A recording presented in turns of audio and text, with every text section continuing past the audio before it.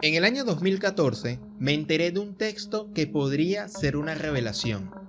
Suena muy descabellado hablar de revelaciones en pleno siglo XXI cuando la ciencia ha avanzado más y más, pero solo cuando empiezas a leer sus documentos que yacen entre sus páginas de esta revelación que te voy a hablar hoy, te pone más reflexivo con respecto a los temas de Dios, la divinidad, el universo, incluso los ángeles y sobre todo de nosotros mismos. El libro de Urantia tiene 196 documentos, acumulando unos 2097 páginas. Habla de tópicos como la vida después de la muerte, astronomía, ciencia, religión, filosofía, mucha espiritualidad y la revelación última de las enseñanzas y vida del Maestro Jesús de Nazaret, en su cuarta parte. Muchos leen los documentos directamente sin tomar en cuenta el origen del libro, pero quisimos investigar y dimos con dos textos históricos que relatan cómo estos documentos, de forma supuestamente sin intervención humana, aparecieron para que luego un grupo de personas iniciales ayudaran a publicar este texto, el libro de Urantia, en el año de 1955.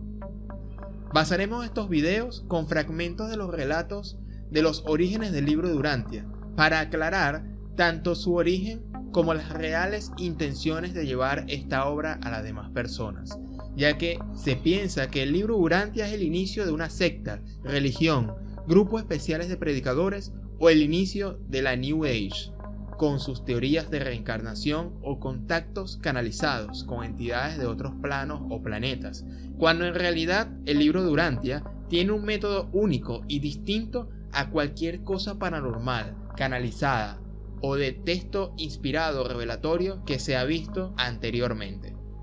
Por lo tanto, todo comenzó de esta manera.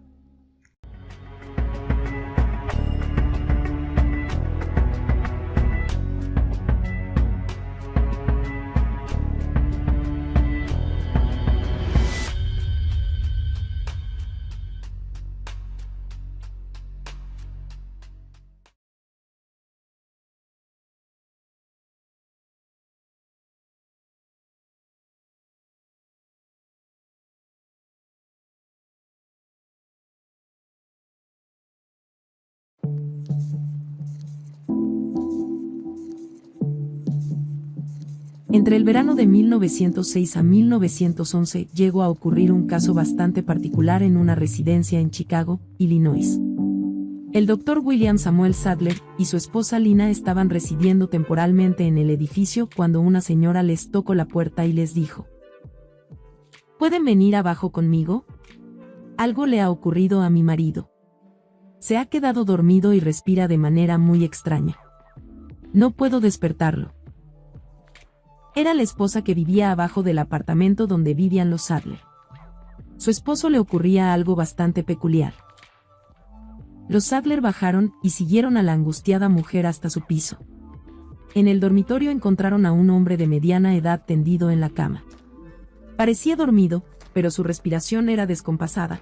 Inhalaba 2 bocanadas rápidas de aire y luego paraba de respirar por un intervalo que resultaba alarmante. Sadler rápidamente le tomó el pulso y se sorprendió al encontrarlo normal. Sin embargo, el sueño de la persona parecía bastante profundo. El doctor intentó varias veces despertarlo sin conseguirlo, por lo que tuvieron que optar por desistir y esperar. Luego de despertar, la persona que estaba dormida dijo que no recordaba lo que había pasado y no había tenido algún sueño extraño.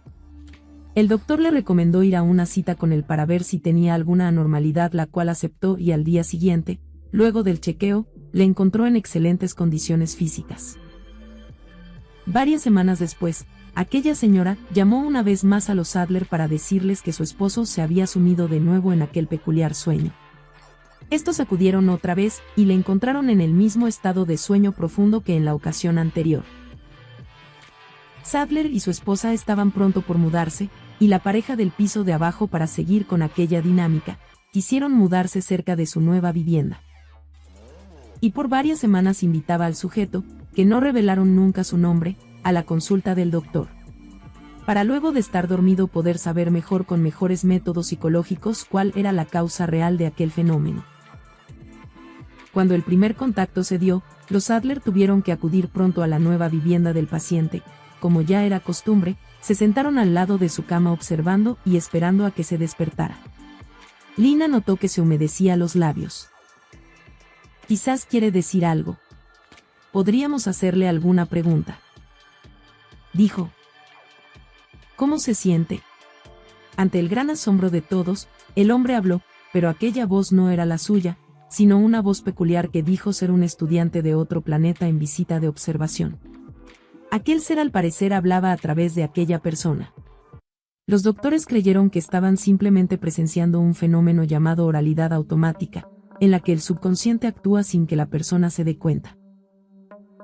El doctor Sadler y su equipo sometieron al medium a técnicas hipnóticas y de psicoanálisis con el fin de averiguar si los mensajes se originaban en la propia mente del receptor, del que ya se tenían evidencias de que no poseía una formación filosófica, científica o literaria que justificase la solidez y profundidad del contenido de los mensajes.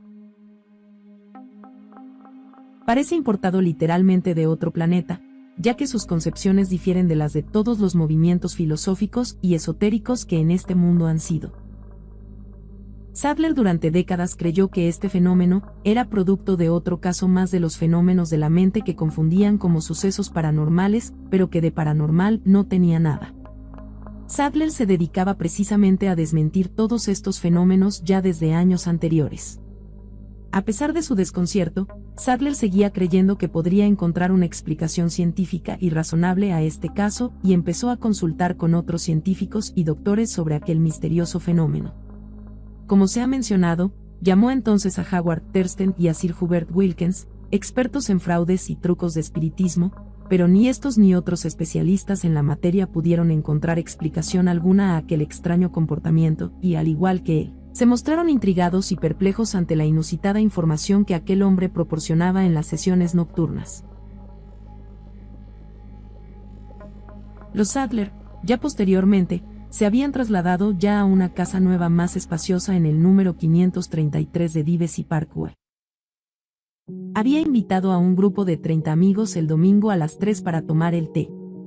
Aquel grupo estaba destinado a convertirse en el foro, al que pronto se incorporarían personas de todas las esferas de la vida. Las reuniones, en un principio informales, se le hacían preguntas a Sadler sobre los temas del día. Después, sin embargo, cuando se comenzaron a leer los escritos, y a medida que en el foro se comenzaban a discutir distintos temas, Sadler continuaba con su afán por descubrir el origen de aquellas desconcertantes manifestaciones nocturnas del sujeto dormido. Él y su esposa habían comenzado a preparar preguntas diferentes sobre el universo, para formulárselas en cuanto se presentara la ocasión. El doctor, de forma privada, desarrolló una especie de cuestionario con 52 preguntas especialmente difíciles, las cuales memorizó. Se decía que Sadler se le conocía por su increíble memoria fotográfica, para ver si los visitantes podían adivinarlas. Ya que Sadler no creía en la telepatía, por lo tanto no habría forma de saberlas por terceros. Poco después, en una de las sesiones nocturnas con el sujeto, Sadler y Lina se toparon con un ser particularmente electrizante, que afirmaba ser de un remoto planeta. Este ser le suscitó un gran interés por sus comentarios. Cuando estaba a punto de irse, Sadler le desafió diciéndole: ¿cómo puedes probar que eres quien dices ser? Este le respondió: no puedo probarlo, pero tú no puedes probar lo contrario. El ser entonces dejó atónitos a ambos doctores diciendo: sin embargo, acabo de recibir permiso para contestarte a 46 de las 52 preguntas que tienes en la mente. Lina dijo sorprendida: ¿pero por qué, Will? Tú no tienes esas preguntas, ¿no es verdad? Sadler se vio obligado a admitir: sí las tengo, Lina, y su número exacto es 52. Aquel increíble ser, tal como había prometido, comenzó entonces a dar respuestas a aquellas 46 preguntas. Entonces hizo una advertencia: si supieran con quién están en contacto, no me harían preguntas tan triviales, sino preguntas cuyas respuestas fueran de un valor supremo para la raza humana. Parece que se dio alguna forma de comunicación verbal informal entre los reveladores y los miembros de la comisión de contacto, aunque siempre como grupo y en la presencia del sujeto dormido. Estas comunicaciones se realizaban de forma directa, inexplicablemente, sin llegar a usarse las cuerdas vocales de la persona de contacto como mediadora. Tras esa afirmación, ocurrida probablemente con posterioridad a 1924, podemos tener una razonable certeza de que el grupo, que se llegaría a convertir en la Comisión de Contacto. Hubo mucha información y cientos de páginas escritas antes de que oficialmente se iniciara el proceso revelatorio en 1924. Aunque la información fue algo más general, conformó una base en cierta manera para los documentos de Urantia. Algunos de los hechos y verdades que se citan en el libro formaron parte del material inicial. El grupo de contacto tuvo que trabajar unido durante muchos años para aprender, experimentar, ensayar y crecer bajo la guía superhumana, antes de que se iniciara la parte central de este drama. Este periodo inicial fue caótico, intelectual y psicológicamente, para los participantes. El Dr. Sadler aceptó consultar en los primeros años a varias personas, especialmente a Howard Thurston, un renombrado prestidigitador quien dedicó considerable tiempo para desenmascarar a los médiums y psíquicos fraudulentos. Así pues, en diciembre de 1924, respondiendo a aquel reto de origen celestial, en la siguiente sesión con el sujeto dormido, los Sadler se prepararon para realizar un gran número de preguntas, esperando poder poner en evidencia a aquellas supuestas inteligencias superiores.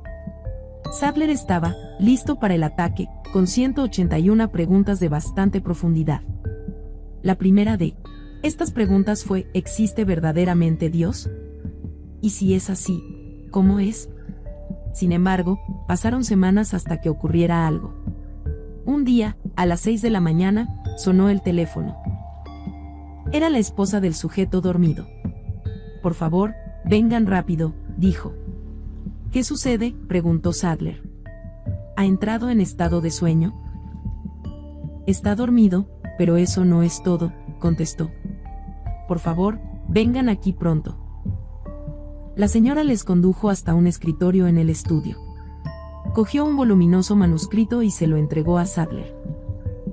«¿De dónde ha salido esto?», preguntó el doctor. «No lo sé», dijo la consternada señora. «Mientras dormía, mi marido hizo unos extraños ruidos que me despertaron. Entonces, descubrí esto en su escritorio». «¿Se ha levantado de la cama?», preguntó Sadler. «No que yo sepa, y no sé cómo se hubiera podido levantar de la cama sin que yo me diera cuenta. Además, está todavía dormido. No sé cómo ha podido hacerlo». Los Sadler comenzaron a examinar las casi 500 páginas del texto escrito a mano con letra muy ajustada. El manuscrito parecía dar respuesta a las 181 preguntas que Sadler había recogido en el foro. Los Sadler, asombrados, fueron al dormitorio. El sujeto estaba en un sueño normal en ese momento y se despertó con facilidad. «¿Sabe lo que ha estado haciendo durante el sueño?», preguntó Sadler. «No he estado haciendo nada», contestó él. «Pues claro que sí».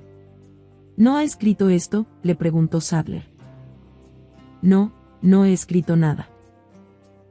Sadler telefoneó a su despacho y le pidió a Christie que le trajera inmediatamente un aparato que se usaba para comprobar la fatiga muscular. Pensó que si aquella persona había escrito realmente el documento aquella noche, su brazo mostraría muestras de agotamiento. Pero cuando llegó Christie y se le realizó aquella prueba, pudo comprobar que no había muestra alguna de agotamiento muscular. Con permiso del matrimonio, los Sadler se llevaron el manuscrito para pasarlo a máquina. Además del hecho de cómo se habían contestado a las preguntas del foro y el prodigioso contenido del manuscrito, había otras cuestiones. Sadler calculaba que una persona escribiendo rápido hubiese tardado entre 7 y 8 horas en redactar aquel documento. Pero no se podía olvidar del contenido del material, que era de tal profundidad y brillantez intelectual que Sadler tenía dudas que alguien tuviese la capacidad para generarlo con tanta celeridad. Los doctores también contemplaron la posibilidad de que alguien hubiese preparado aquello durante varias semanas o meses y de que todo fuese un engaño. Como científicos que eran, su siguiente paso fue llevar el manuscrito a expertos en grafología para comprobar si lo había escrito aquel hombre. Si esto era así, no había más remedio que concluir o que era producto de escritura automática e inconsciente o se trataba de un texto escrito de forma deliberada, a pesar de lo que parecía ser el testimonio franco de aquel hombre y de su esposa. Pero los grafólogos consultados afirmaron que la persona no había escrito aquel texto. Aunque el Dr. Sadler se refiere a los mensajes escritos de la persona de contacto en The Mind at Mischief, los grafólogos habían determinado que la letra del texto no era la del sujeto humano ni la de nadie cercano a él. El grupo de contacto especuló con la posibilidad de que hubiera sido escrito por unos seres llamados según el libro como seres intermedios secundarios. La letra era pulcra y a lápiz. Nadie vio que el sujeto dormido haya escrito aquellos textos tan extensos. El método para este fenómeno de la aparición de los textos se obtuvo con la colaboración de la chispa divina, ajustador de pensamiento, de la persona de contacto para la materialización de los escritos. Este ajustador es el Espíritu Sagrado de Dios que habita en todos los seres humanos según explica el libro, del cual en la Biblia podemos encontrarlo como el Espíritu Santo. Y que en ninguna parte del proceso de la materialización de los textos o conversación con grupo de contacto se dice que se usó la mente del sujeto, por eso siempre estuvo dormido para que no interviniera o fuera filtro que contaminase la información a revelar con las creencias ya introducidas en la mente de este sujeto. Fue este modelador del pensamiento, ajustador, y no la mente humana, la que interviniese en dicha materialización. Y con ayuda de los así llamados seres intermedios pudieron ir materializando los escritos, siendo este método único y sin precedentes. Diferencias de otros casos revelatorios, de inspiración o canalizaciones donde se usa de por medio la mente del sujeto que va a canalizar la información. También cabe resaltar que no solo intervino un solo ser, sino un grupo de seres distintos, y esto para evitar una autonomía a un solo punto de vista a la hora de recibir la información. Por lo tanto, no debe confundirse este origen del libro como un proceso de espiritismos, medium, canalización, o cualquier método de contacto tal como la nueva era pretende enseñar. El Dr. William S. Sadler era un gran experto en fenómenos paranormales. Con frecuencia había comentado que él y otros expertos se desconcertaron ante la manera en la que se habían materializado los escritos. El hecho de que si los escritos hubieran tenido la letra de la persona de contacto les hubiese llevado a concluir que se habían producido mediante escritura automática, pero él había afirmado de forma categórica, como ya se indicó anteriormente, que estos escritos no tenían la letra de los presentes y que no se había empleado ninguna forma conocida de escritura automática, ni de habla automática ni de métodos paranormales para producir parte alguna de los escritos. Muchos comienzan a creer en la revelación mucho antes de indagar sobre sus orígenes, así ha ocurrido con las generaciones posteriores hasta el día de hoy. Es un fenómeno normal ya que primero nos conseguimos con el libro y mucho después con la información de los orígenes de Urantia. Es posible que usted ya haya leído o escuchado sobre el libro y ha querido profundar sobre sus orígenes al ver este video. Esto no quiere decir que no haya lectores que sigan el proceso contrario, y es por ello que hay que darles toda la información necesaria para que saquen sus propias conclusiones. Pero también nuestro razonamiento ha de ser coherente con la propia filosofía de los escritos. En otras palabras, no se puede creer que el libro viene con un método de un medium o canalizaciones cuando el mismo libro advierte que estas prácticas no son muy seguras para recibir la voluntad de Dios y por tanto no las recomiendan en lo absoluto. Una vez que se pasaban a máquina, estos escritos desaparecían de forma misteriosa de la caja de seguridad, y que, aunque se trató de descubrir de qué manera esto se efectuaba, nunca logró saberlo.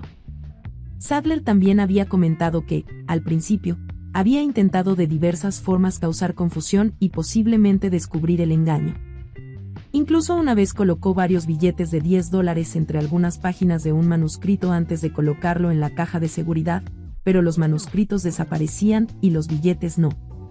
Colocó entonces un manuscrito en una caja de depósitos de un banco en lugar de en su propia caja de seguridad, pero este desapareció igualmente. Además se le pidió que no siguiera con aquellas estratagemas. Luego hubo la formulación de preguntas y respuestas que continuó hasta 1929. En aquellos momentos Sadler todavía albergaba sus dudas respecto a aquello, pero sin dejar de reconocer que se encontraba igual que al principio. Durante 5 años, el proceso revelatorio había producido 57 escritos, y el texto final escrito a máquina 1700 páginas. Durante este el sujeto dormido fue siempre la única persona de contacto. Todos los escritos se materializaban en forma manuscrita. Entonces se pasaban a máquina, se verificaban y el manuscrito original se colocaba en la caja de seguridad, desapareciendo misteriosamente de dicha caja, como se ha explicado. La comisión de contacto no tenía autoridad alguna para revisar otra cosa que no fuese la ortografía, las mayúsculas y la puntuación. En 1955, los escritos de Urantia se publicaron tal como se habían recibido, dentro de los límites que la capacidad humana impone. No hubo intervención humana ni autoría humana alguna ni en su fondo ni en su forma, tal lo asegura los dos textos que usamos como fuente para este video, El nacimiento de una revelación y la historia de los escritos de Urantia. Muchos de los estudiantes regulares del libro de Urantia saben que la identidad del sujeto humano intermediario nunca fue revelada. El libro de Urantia se refiere a él como un varón. Hay quienes piensan que conocen la identidad del sujeto y algunos opinan que se ha expresado sobre él con sentido de sobrada certeza. El hecho es que tanto los participantes superhumanos como los humanos aceptaron cubrir sus huellas adecuadamente. No puede haber certeza sobre la identidad del sujeto al que nos referimos, solo conjeturas. Aún, los primeros del Fórum entraron en escena 20 años después de cuando este asunto había comenzado, siendo suficiente tiempo para que la comisión de contacto estuviera de acuerdo y mantuviera fuera de conocimiento este hecho. Conocemos de esto, por lo que los reveladores les dijeron a ellos: no queremos dejar ídolos fetichistas, no queremos crear ni un San Pedro, un San Pablo, un Lutero, un Calvino o un Wesley asociado con el libro de Urantia dentro de los próximos 1000 años. No querían vincular la revelación a una persona humana por los problemas que ésta ocasiona y sus conductas humanas, como la adoración descontrolada a lo humano, dando connotaciones divinas que no tiene. O crear un libro perfecto y sin errores que luego se vuelva un fetiche, o libro sagrado por el cual fuese sido causa de guerras y muertes en el futuro. Es por tanto tener conciencia de que el libro fue una construcción progresiva y con los años mediante las dudas y preguntas formuladas en la comisión de contacto y en el foro.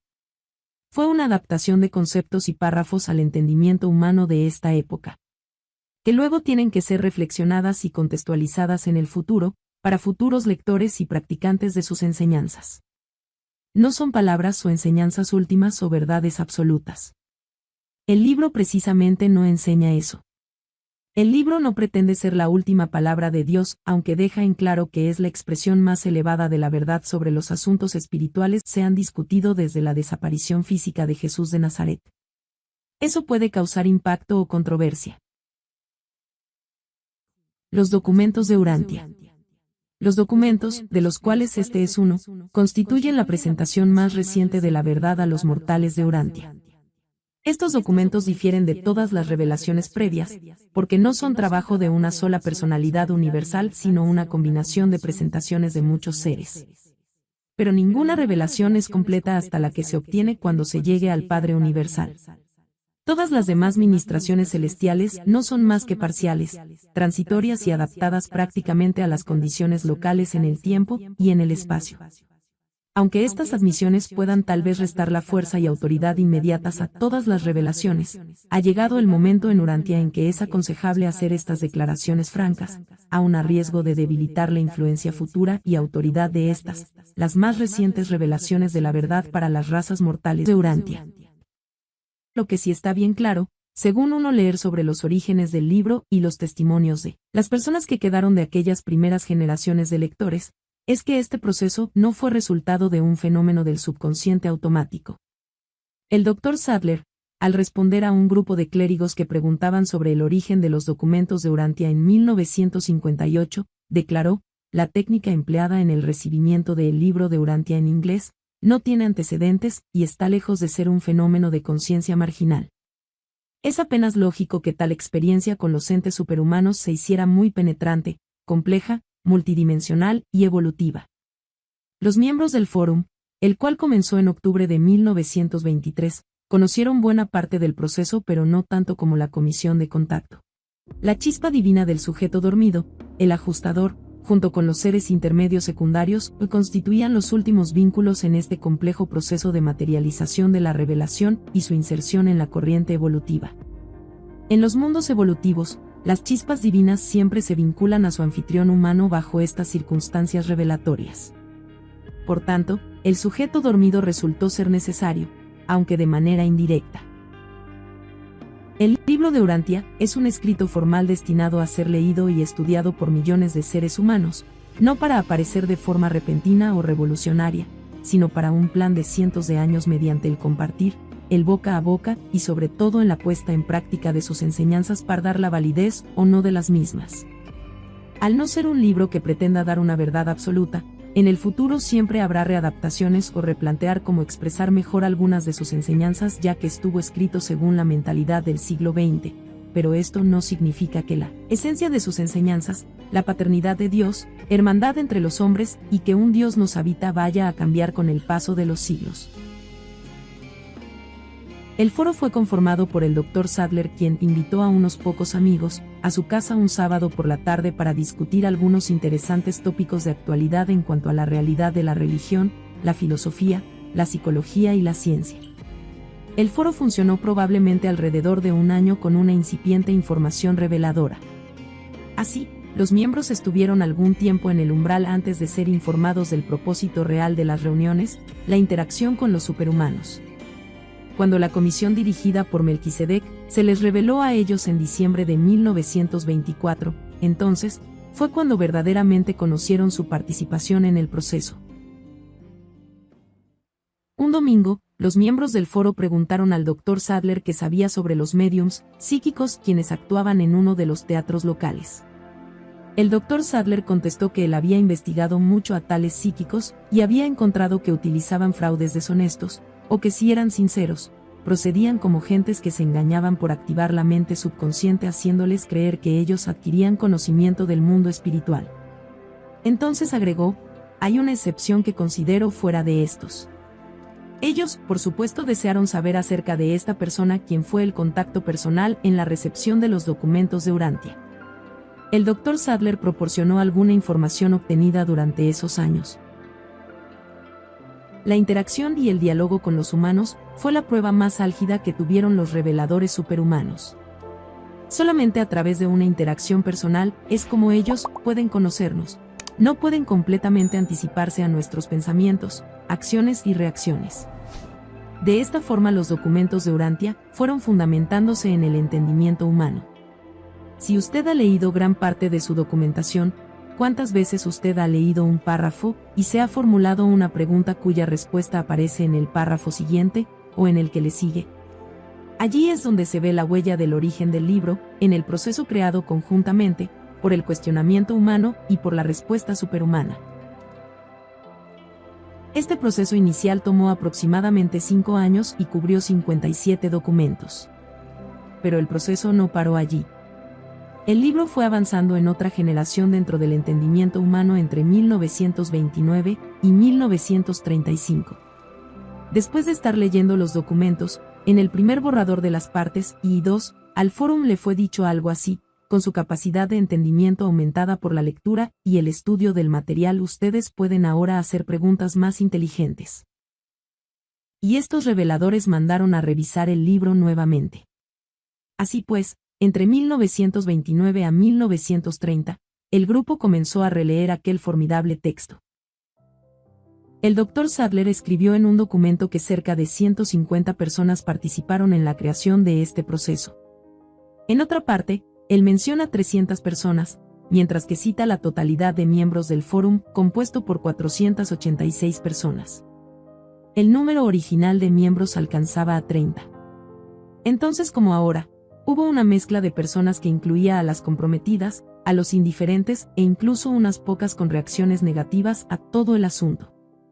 Ellas provenían de diversas tendencias. Desde personas obreras hasta científicos o filósofos. El periodo habido entre el primer contacto y el comienzo de los escritos de Urantia fue de preparación y prueba, así como de exposición de los nuevos conceptos. También Sadler dice en relación a la comisión de contacto lo siguiente. Nunca nos dimos cuenta de lo que se habían expandido nuestras nociones religiosas hasta que comenzaron a llegar los escritos. A medida que la revelación avanzaba, más nos dábamos cuenta de cómo se nos había preparado, durante estos 20 años de contactos preliminares de formación, para el gran cambio de nuestras creencias religiosas. Durante los 5 años que siguieron, los 57 escritos se incrementarían en 119. Estos estaban divididos en 3 partes. Primera, el universo central y los suprauniversos, con 31 escritos patrocinados por un colectivo de seres personales de Ubersa bajo los auspicios de los ancianos de Díaz de Orgontón. Ubersa es la capital de Orgontón. Segunda, el universo local, con 25 escritos patrocinados por un colectivo de seres personales de Nevadón bajo los auspicios de Gabriel de Ciudad de Salvación. Nevadón es nuestro universo local y Ciudad de Salvación su capital. Tercera, la historia de Urantia, con 63 escritos patrocinados por un colectivo de seres personales del universo bajo los auspicios de Gabriel de Ciudad de Salvación. En 1934 finalmente llegó una autorización al grupo de seres intermedios que planeaban los documentos de Urantia sobre la vida y enseñanzas de Jesús, en la cual no solamente eran exonerados, sino que se les asignaba la prioridad más alta para su proyecto. La tardanza de no haber llegado estos escritos era porque, en el plan inicial, no estaba previsto dar dicha revelación por la razón que los seres espirituales llamados seres intermedios no estaban todos de acuerdo y apelaron a autoridades mayores para tener el permiso para proporcionar dicha revelación dentro de las 3 partes ya revelados, ya que se veía que estaban violando algunas normas del universo. La vida y enseñanzas de Jesús no solo fue exonerado, sino que, mediante un mandato especial, se concedía prioridad a su proyecto. Las 3 partes anteriores, como ya se dijo, estaban realizándose según las preguntas y reacciones humanas del foro para adaptar la información de la manera más amena posible, pero en el caso de la revelación de la vida de Jesús, al ser hechos ya históricos y registrados, no tuvieron la necesidad de esperar de que el foro hicieran preguntas con respecto a la vida y enseñanzas del maestro y decidieron revelar todo el texto completo, sin responder a pregunta alguna del foro. En 1935 se recibieron los 67 escritos de Jesús. No solamente resultó aquello una sorpresa por el hecho de que el manuscrito no constituía ninguna respuesta a las preguntas del foro, sino porque la vida y enseñanzas de Jesús ampliaban el alcance y las consecuencias de la revelación. Clyde Bedell, una integrante del foro, dijo: las primeras páginas son un preámbulo a las últimas 800 páginas, las más importantes que se han imprimido sobre la tierra. La vida y enseñanzas de Jesús. Estas 800 páginas no están para apoyar las primeras, están en The Urantia Book, para proporcionar un inconmensurable telón de fondo cósmico, un escenario infinito y un apoyo para el creador de nuestro universo, vivir una vida con una misión en nuestro pequeño planeta. Algunos cristianos fundamentalistas señalarían la advertencia de Juan al final de su Apocalipsis, el último libro de la Biblia, diciendo que nadie puede añadir ni quitar una sola palabra de lo escrito. Pero también se pueden citar otras palabras de Juan al final del Evangelio de Jesús. Y hay también otras muchas cosas que hizo Jesús, las cuales si se escribieran una por una, pienso que ni el mundo entero cabrían los libros que se habrían de escribir. Juan 21, 25.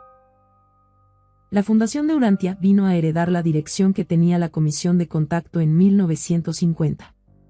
En agosto de 1942, se dieron las instrucciones para que la fundación registrara el libro de Urantia y el nombre mismo de Urantia, como registro comercial. En 50, 75 o 100 años el nombre estará fielmente asegurado. Asegúrenlo por una generación, que de por sí se asegurará en lo sucesivo. Las características de una revelación.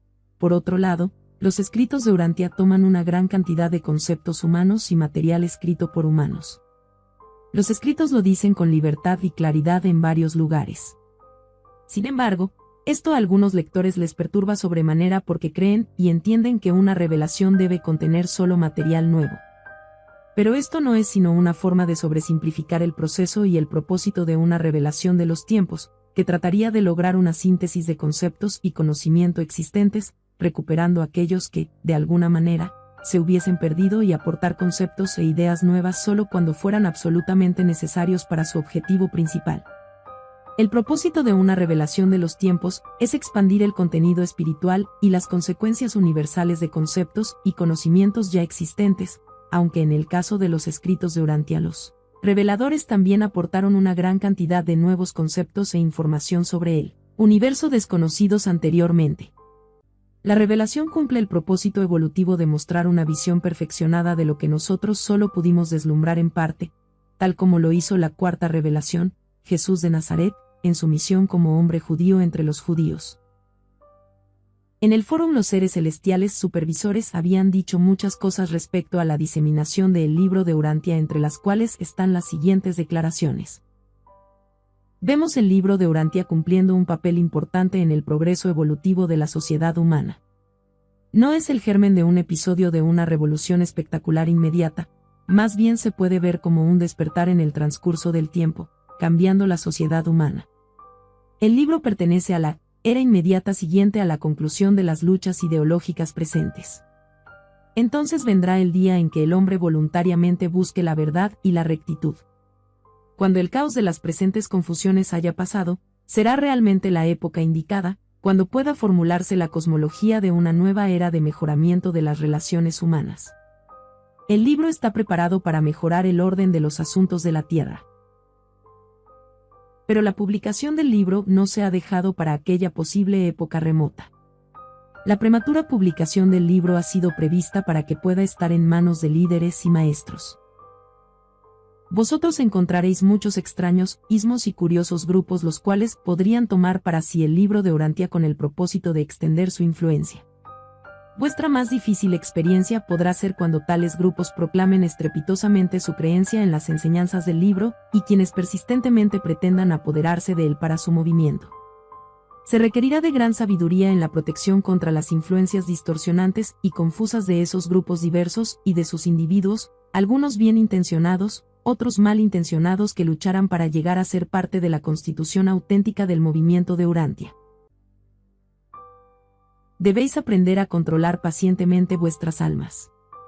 Vosotros estáis asociados a una revelación de la verdad, la cual es parte natural de la evolución de la religión en este mundo. El crecimiento acelerado es un suicidio. El libro fue dado para aquellos que están listos mucho antes de ese día, en que su misión cobije a todo el mundo. Miles de grupos de estudio deberán crearse, y el libro debe traducirse a muchas lenguas. El libro debe estar dispuesto para confortar e iluminar a las gentes de diferentes idiomas, cuando la batalla por la libertad del hombre finalmente sea ganada, y el mundo esté una vez más asegurado mediante la religión de Jesús y la libertad de la humanidad. Las personas que participaron en dicho proceso experimentaron dudas, perplejidades, confusión, temores, incertidumbres, tanto como personales y sociales. Aparte de esto, también fraternizaron, crecieron y tuvieron éxito en lanzar la quinta revelación. Algunos de los temas de esta historia pudieran ser mal interpretados si nosotros consideramos esos acontecimientos históricos como lejanos a la realidad actual y vistieran a los cada vez más distantes comisionados de contacto y miembros del Fórum en una aura dorada de grandeza, tal como se hace con los padres fundadores de América. Este comentario no demerita los logros de esas personas. Sin embargo, ellos fueron gente común y corriente que se hicieron grandes por sus compromisos. Los acontecimientos no son hechos aislados, más bien han ido configurándose en la realidad de la vida diaria. Tenemos que hacernos las siguientes preguntas. ¿Hay de verdad personas elegidas que tengan algún tipo de relación especial con los escritos? ¿Existe alguna infalible autoridad humana sobre estos escritos? ¿Tiene este círculo interno de personas alguna guía celestial que los demás no tengamos? ¿Se comunican los seres celestiales con nosotros a través de estas privilegiadas personas? Se tenía una norma en el foro que resulta muy útil para recordar ahora. Nunca ha habido ni habrá autoridad humana sobre los escritos de Urantia. Claramente, los directores de la revelación de Urantia hicieron todo lo posible para evitar que se identificaran los contactos humanos, y no se elevasen, o tentasen ellos mismos de elevarse a sí mismos, a la condición de sacerdote, gurú, autoridad o líder. Otros se ocuparon rápidamente de infundir equilibrio a un foro. Se hicieron votos de silencio, que fueron en su mayoría cumplidos. El libro advierte clara y reiteradamente de los peligros del sacerdocio, o el de mirar a alguien que nos conecte con nuestras propias verdades personales. Sus autores señalaron, de forma inequívoca, los peligros inherentes en el hecho de que una persona recibiera una revelación y luego ésta la entregara a otras personas, estableciéndose así una inimaginable dependencia. Los escritos nos advierten, sin lugar a dudas, que no califiquemos de contactos espirituales los sucesos psicológicos. También J.J. Johnson, tras haber sufrido la demanda de la Fundación Urantia, decía: no hay ser humano ni grupo de seres humanos ni organización, ni institución ni fundación ni entidad temporal de cualquier clase que tenga autoridad sobre la verdad revelada en los escritos de Urantia. La autoridad de Urantia Book proviene de los frutos de su aceptación en el corazón de aquellas personas que reconocen sus verdades basadas en la guía interior de la parte divina que habita en nosotros y en la del Espíritu de la verdad. Si es verdad que Dios tiene necesidad de nosotros y que Jesús vive todavía, entonces, si nuestra mirada se fija en unas colinas distantes mientras hablamos de este o aquel concepto de los escritos o de la distribución de libros o del punto de misión para llevar las enseñanzas o de quién es el dueño del libro de Urantia o de lo que creemos, ¿no nos estamos alejando del centro de la cuestión?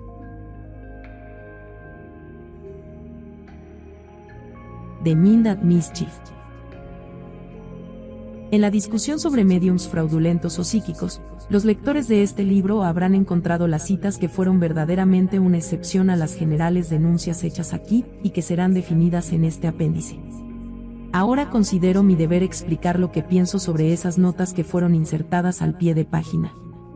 Con el interés de precisión científica en una mano y de estricta imparcialidad en otra, me veo en la necesidad de explicar que existe una o dos excepciones a la información general sobre todos los casos de fenómenos psíquicos que han sido objeto de mi consideración y que son resultado del tipo de autopsiquismo.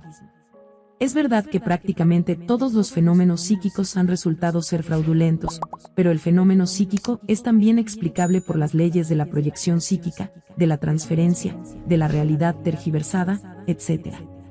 En cuanto a la otra excepción a la que me refiero como un caso muy especial de fenómeno psíquico, el cual me encuentro incapaz de clasificar, y que me gustaría mucho poderlo narrar en su totalidad, no puedo hacerlo aquí debido al compromiso que me obliga a guardar secreto sagrado. En otras palabras, prometí no publicar este caso mientras viva el protagonista. Espero tener la oportunidad de poder modificar aquella promesa para referir este caso detalladamente debido a sus características interesantes. Inicié mi contacto con este asunto en el verano de 1911 y desde entonces lo he tenido bajo mi observación. Su desarrollo ha exigido más o menos unas 250 sesiones nocturnas, muchas de las cuales han sido atendidas por una labor de secretaria con el resultado de voluminosas anotaciones. A lo largo del estudio de este caso me he convencido de que no se trata de un trance ordinario. Mientras el sueño parece ser natural, es muy profundo, tanto que nunca hemos sido capaces de despertar al sujeto cuando se halla en ese estado, pero el cuerpo no se vuelve rígido y la acción del corazón nunca se modifica, aunque la respiración es algunas veces irregular.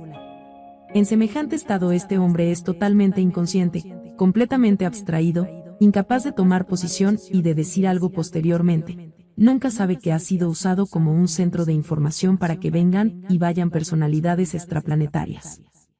En efecto, él es más o menos indiferente a todo el proceso.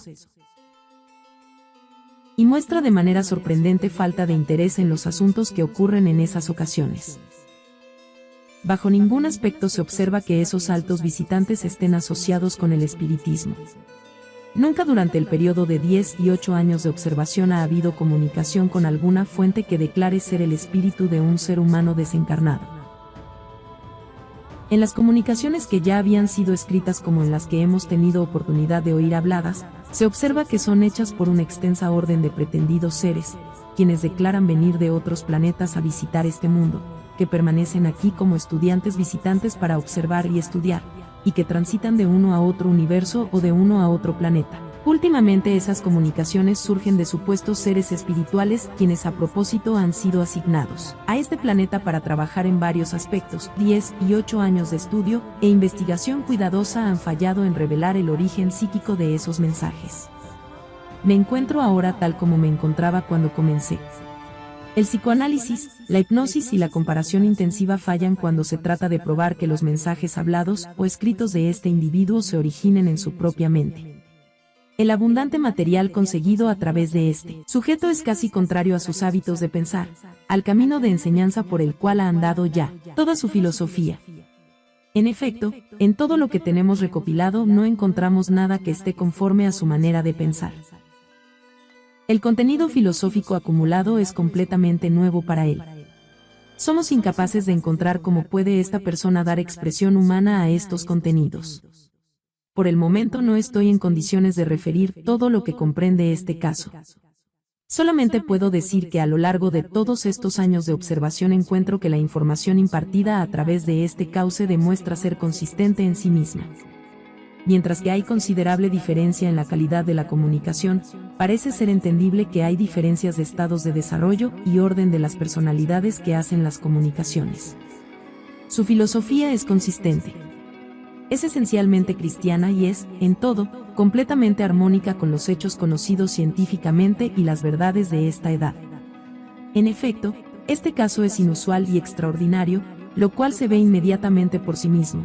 Tanto como lo permite mi experiencia, ha resistido todos mis esfuerzos por clasificarlo como de procedencia autopsíquica. Nuestras investigaciones han sido continuas y, como es un caso privado, espero tener permiso en un futuro cercano para hacer una descripción más completa del fenómeno que ocurre en este caso tan interesante. Los hombres y las mujeres modernos y de inteligencia rehúyen la religión de Jesús temiendo lo que ésta les hará a ellos y con ellos. Y todos estos temores tienen un buen fundamento. Es cierto que la religión de Jesús domina y transforma a sus creyentes, y les exige que dediquen su vida a conocer la voluntad del Padre que está en el cielo, y que consagren sus energías de vida al servicio desinteresado de la hermandad de los hombres. Pero los hombres y las mujeres egoístas sencillamente no desean pagar este precio, ni siquiera si a cambio obtienen el tesoro espiritual más grande que jamás se le haya ofrecido al hombre mortal.